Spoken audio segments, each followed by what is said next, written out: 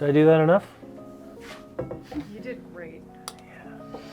All right, so we do a lot of, we watch a lot of, I guess it's part of my life now. I watch TikTok videos and I react to them, and sometimes I'm nice and sometimes I'm mean, but I've noticed a trend, and the trend is that there's a lot of people out there who are asking for a bit of help when it comes to their knife skills.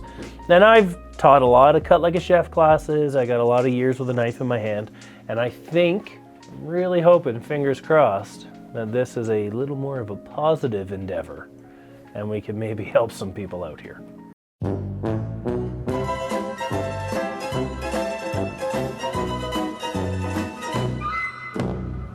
All right, knife skills. You want to use your knife like a pro. Food. And with food like this. The next technique is the straight up and down. Ooh, I don't like that one. Food and now with food. Now the third technique is advanced. And I commend you if you can do this. Here's how I'm gonna stop him right there for a second. We're gonna go over this. Knife skills, because spending time in the kitchen, we don't need to talk about advanced and simple and beginner.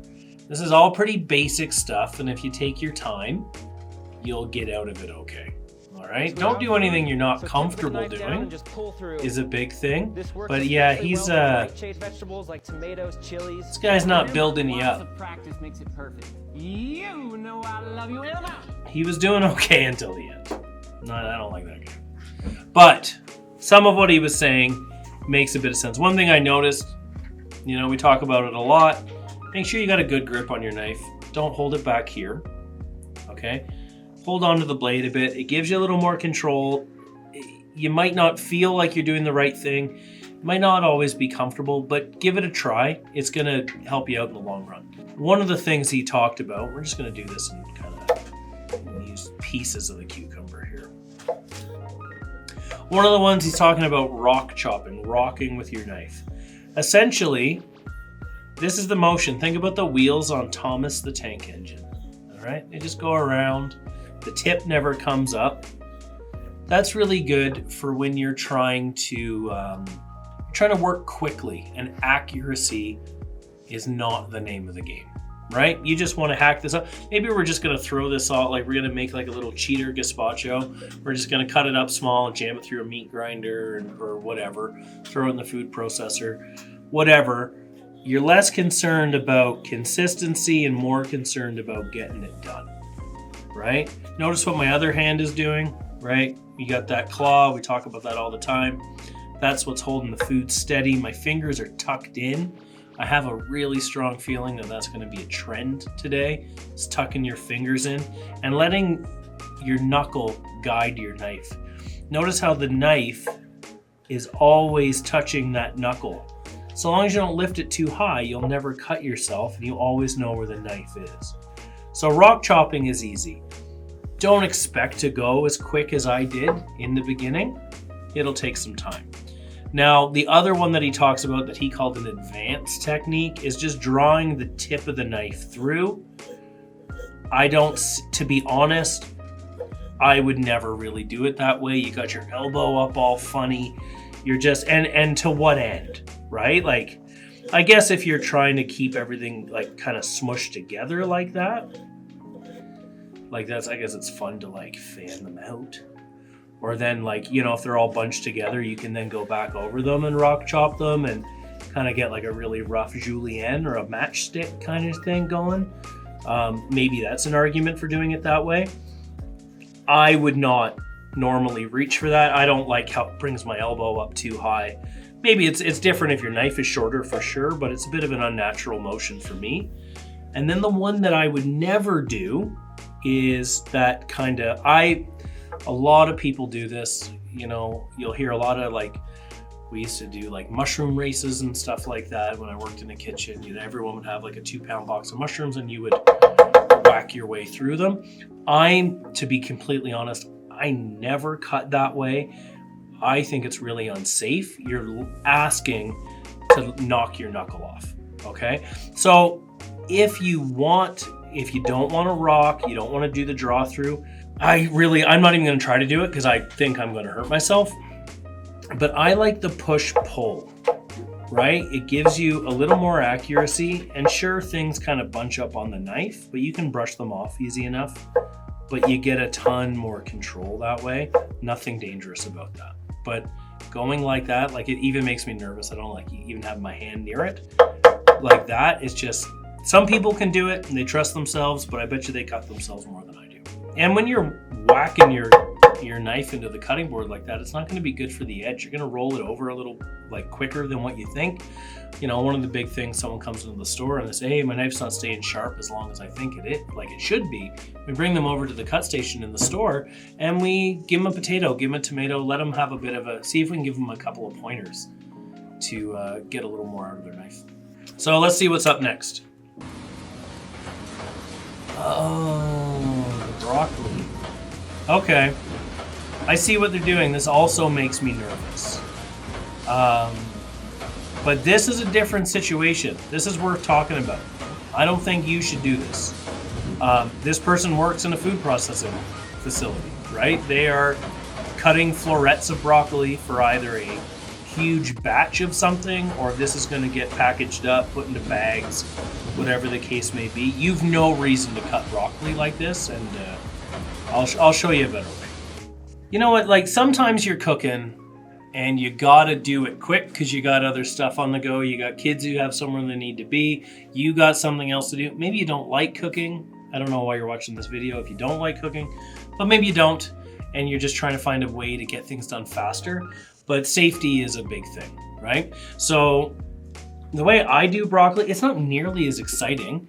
The method is similar, but I'm not doing it like they're doing it right in their hand, right? Like very, very close to their hand. And one day they're gonna miss and they're gonna whack the knife into their thumb or worse. I usually I will cut it down so it's a little bit smaller. We're not gonna throw that away. I'll show you what to do with that.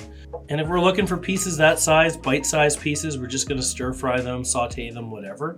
I just, come at it from this side. It's nothing glamorous, but it's a lot safer. I worry about that. I've seen there's some really crazy videos of people dicing onions that way, in a little market somewhere in Central America.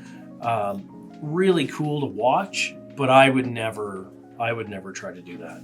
I do like to cut the broccoli from the stem side because it keeps the florets looking a little more natural. That's an easy one. You can also peel this and eat it. It tastes really good. All of this inside tastes great. If you haven't had a broccoli stem before, you probably haven't had a kohlrabi before, but they taste the same. Kohlrabis are these weird they look like a little space probe kind of vegetable, but they taste just like the inside of the broccoli stem. Next up, I feel like this is a life hack that another cucumber. You know what? I'd make fun of people for eating so many cucumbers, except we go through so many at home. I got a kid that's all cucumber in 10 seconds. Dicing a cucumber in 10 seconds. Ooh. Wow. Since a few people said they didn't know this hack, here it is. I feel like this is Okay. a life hack. I don't think there's anything. All right, I shouldn't say it like that. There is a couple of things wrong here. Her knife is too small. You need a bigger knife for something that size. And the knife is not sharp. So a lot of the time we talk about, because even if I do it, I'm going to do it the way she did it. And then I'll show you a bit of a difference. So, because I wouldn't normally do this, but if you notice how much she's struggling with it. Now, I don't expect to get a nice dice out of this, but if your knife is the right size and your knife is sharp, it'll do what you want it to do, right? The most dangerous thing in your kitchen is a dull knife. You fight with a dull knife, and a dull knife fights back. You tell it to go somewhere and it doesn't want to go there. It decides it's going to go into your hand, not the cutting board, right? When you use a dull knife, you're pushing harder than you should, and that puts more force behind this pointy piece of metal that's destined for your thumb, right? So when your knife is sharp, it does what you want it to do. That's the whole name of the game, right? Now, she's using a little tiny knife and really doing, remember that rock chop from before, but she's doing this crazy paper cutter move, and she's not holding on to the vegetable. You know, she's letting it squish down, and that's where she's getting this really uneven cut. But if your knife is sharp, it glides through. And while I would never do it this way in like my day-to-day life, because I don't like how random it comes out, it's at least a little bit safer, right? Now, if you want a diced cucumber, you got a couple of options, you know. If you want the seeds in, you want the seeds out, whatever.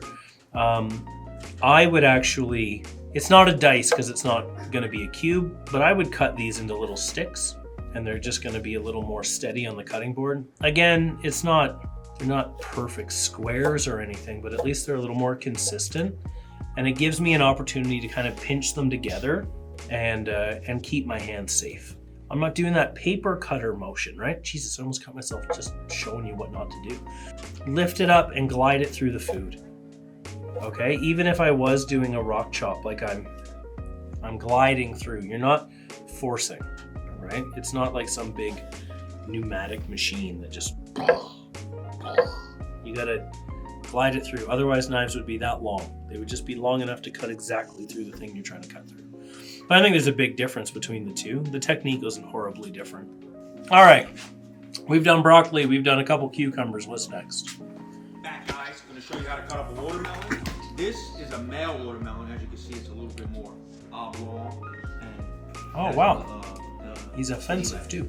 More protrusion. Alright, so I'm going to show you how to cut it. First, you put it on a nice little cloth. So this one's going to be juicy. And you just slice off the ass. Like that, slice off the ass. So he should have this on a cutting board. You shouldn't be cutting right on your counter like that. And you shouldn't be swinging a knife around like a machete. Put it like that. And now you... Especially he's got a the knife is long enough, but it's serrated. And it might be the first time he's done this.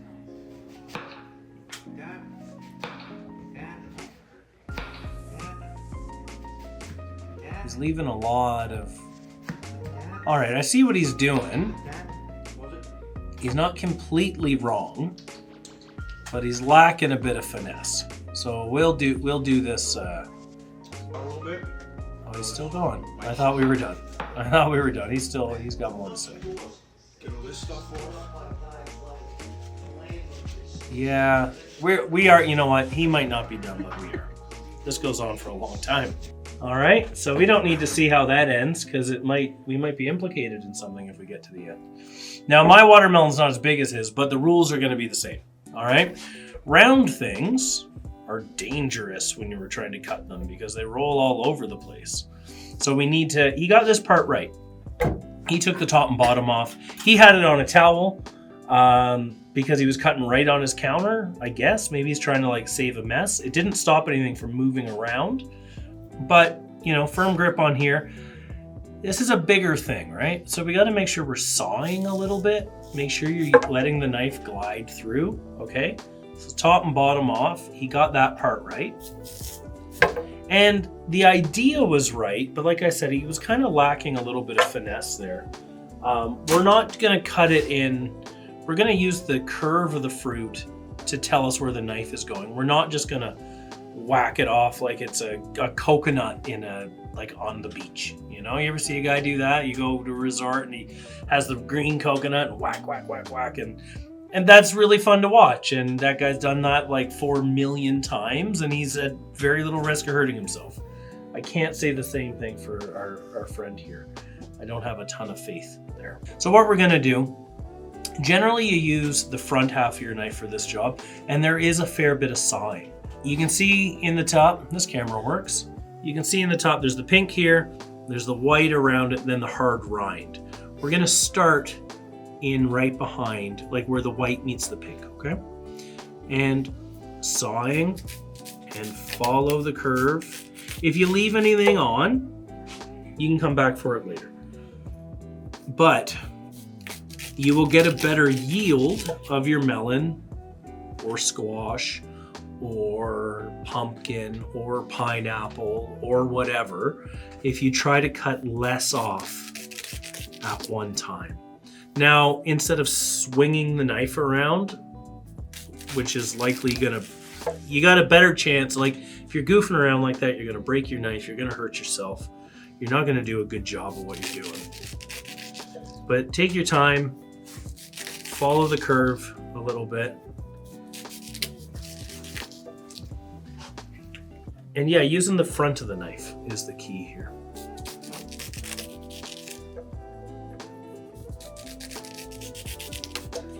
Okay, so very little left on the rind. There is some, hard to avoid. You're not gonna get it perfect. And then flip it over, and you can do the same thing just to trim up some of those less flavorful spots from the rind. I don't know how he cut it up afterwards, but you know what? Cut it in half. Cut some slices. Take your time. That's the pro move. And I didn't even get hurt. Or hopefully offend anybody. Mastering the art of French cooking. Here we go. How to dice an dice an onion. I mean, it's This a is shallot don't still. give up, right? So, we're going to top and tail it. Like that. We're going to slowly and laboriously and really unprofessionally take the skin off. Oops, maybe a layer or two of the shallot as well. It's fine.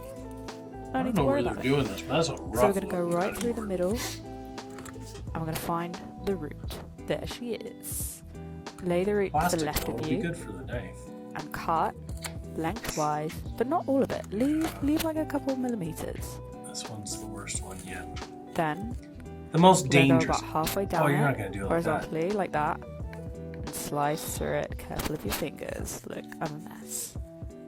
Then This is a lot like our and it should friend with the go cucumber. into nice dice bits. We And have then a step knife one that's in. not quite the right size and it's Mastering not the art of sharp French enough. And that's where we're going wrong there. They have a shallot. A shallot is put together like an onion. So this is gonna work just, when you're going from an onion to a shallot, you're going from like this big to this big. So something to keep in mind, the cuts are smaller. You're dealing with something smaller. Again, they did it as well. They waited until they peeled the onion before they cut it in half. So top and bottom, when you cut the bottom off, make sure you leave enough of the root. They had cut it off. They cut all of it off in the beginning, but hopefully this makes a little bit of sense. I like to cut it in half first because it is easier to peel that way.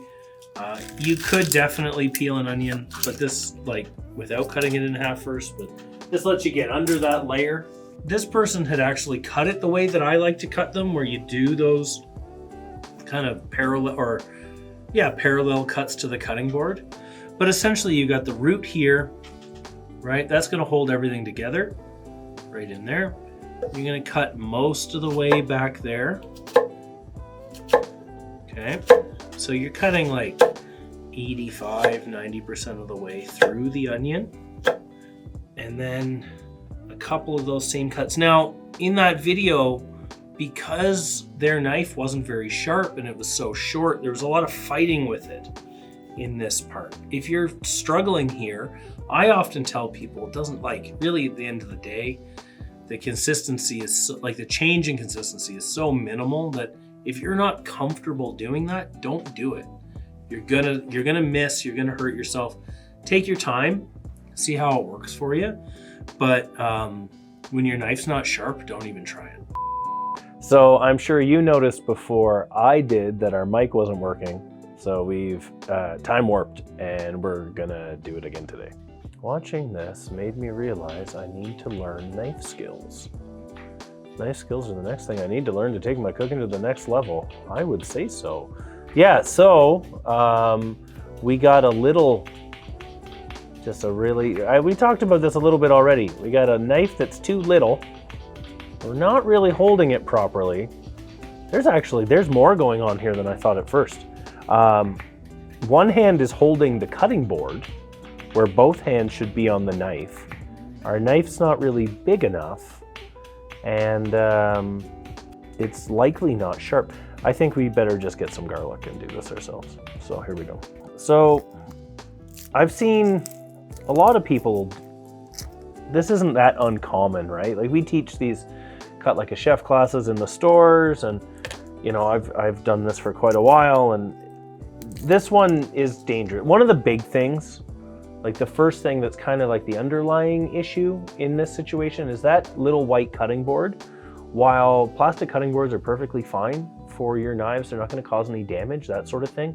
You need to make sure they don't slip around, right? So a wet towel, maybe some damp paper towel, even those that weird mesh stuff you can buy to line your cupboards so your plates don't rattle around too much.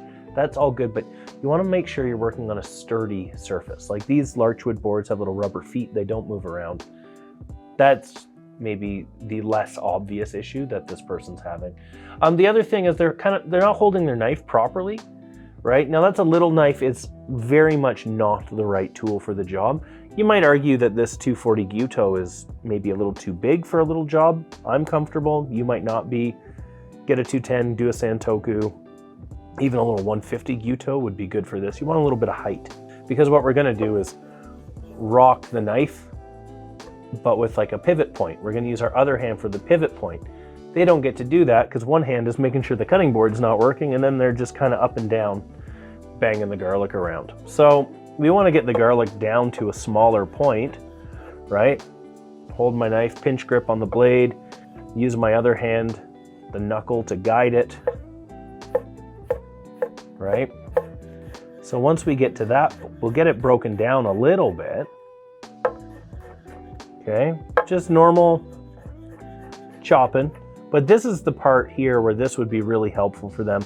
It's this idea of, I don't know what you'd actually, I guess it's mincing is the right word, but you want to put some weight on the front of your knife so it has a pivot point, because otherwise it just bounces around on itself, right? And that's what they're trying to, they're kind of doing it, but if you put a pivot point and you lightly just lift it up and put it down on top of the food, you've got no issues, okay? Try not to, it's very, you know, it's very tempting to scrape the garlic around. Try to flip your knife over when you can. Best case scenario, if you're scraping garlic around like that, your knife is gonna get dull faster than you were hoping. And if worst case scenario is you might put some little chips in it, depending on what your knife is made out of, how hard the steel is, how thin the blade is. But I think this here would help them quite a bit. You know what, one hand on the end, the other one just lifting up, you can rock back and forth. So, you know what, it's not crazy that some people need a little bit of help with knife skills. I'm never gonna give you a hard time. Not everybody knows the same stuff, right? So if you need a little more help, like all these people that we talked about today, they're doing a good job. They just need a little help. They were asking for help, so we try to give it to them. So in the future, if you need a little more help, you can always hit up knifewear.com, register yourself for one of our Cut Like a Chef classes if you live near one of our stores. You can always leave a comment below if you got a certain thing that's giving you a hard time, or you know what, tag us in your videos and we'll do what we can to help you out. If you want to learn a little bit more about knife skills and some of the stuff we've already done, check out this playlist.